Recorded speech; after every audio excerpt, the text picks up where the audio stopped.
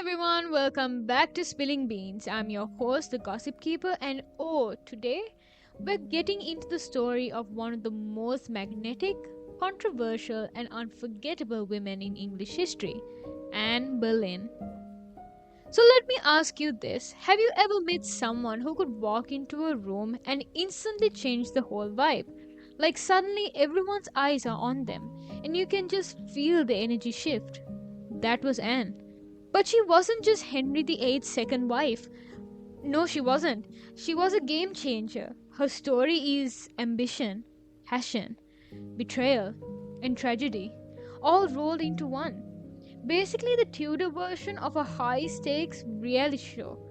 Only instead of being voted off an island, you risked, your head. So pour yourself some coffee, or maybe let's be honest, some wine, because for this one, we need it. Let's spill the beans on Anne Boleyn. Okay, so let's back it up.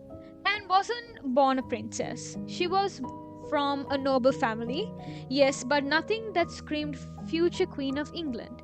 What made her stand out was the fact that she spent her teenage years in the glamorous courts of the Netherlands and France. And France, let me tell you, was the place to be.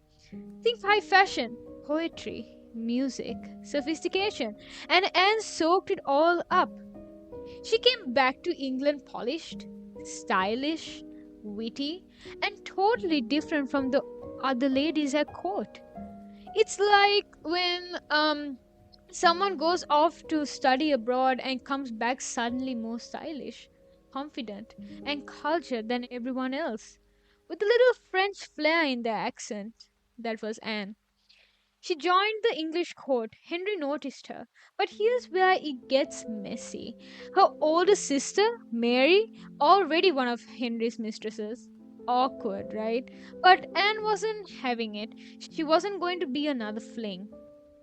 Instead, she told Henry no repeatedly. And let's be real, no one said no to Henry VIII before. That alone made her magnetic to him. It's kind of like modern dating. Sometimes the more you're like, nope, not playing this game, the harder people chase. Henry was used to women falling at his feet and flipped the script. And that was her power move. Now, when I say Henry was obsessed, I mean obsessed. This man wrote Anne love letters, and fun fact, those letters still survive in the Vatican archives. He promised her the world. He told her he wouldn't live without, and most importantly, he promised her the crown. But there was one tiny problem. Henry was still married to Catherine of Aragon, and Anne made it very clear she wasn't going to be his side piece. If he wanted her, she had to be queen. And that's when things got wild.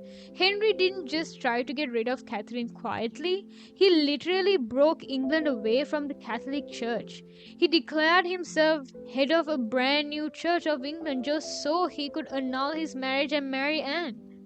Imagine this in today's world.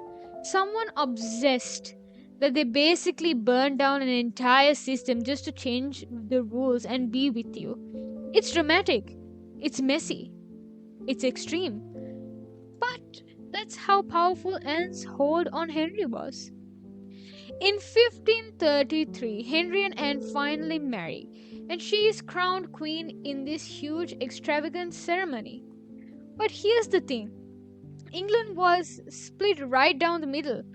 Some people loved her.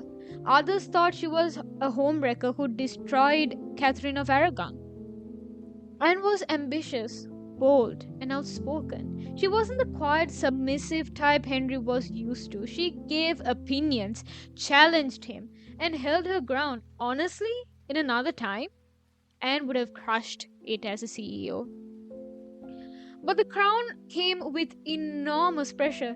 Henry wanted a son more than anything, and Anne gave birth to a daughter, Elizabeth. Of course, we know now that Elizabeth would become one of the most legendary rulers in history. But at the time, Henry was disappointed. Anne went through multiple miscarriages, and with each one, Henry's frustration grew. That fiery love affair that once burned so hot started to feel unstable. It's like when you see a couple who are all passion at first, but as soon as real life sets in, the bills, the expectations, the pressure, cracks start to show. And in Henry's marriage, exactly that. It started as fire and it started to burn them both. By 1536, the very traits that made Anne irresistible, her wit, her boldness, her refusal to submit, turned into the reasons Henry wanted her gone. Her enemies at court were whispering, scheming, waiting for their chance.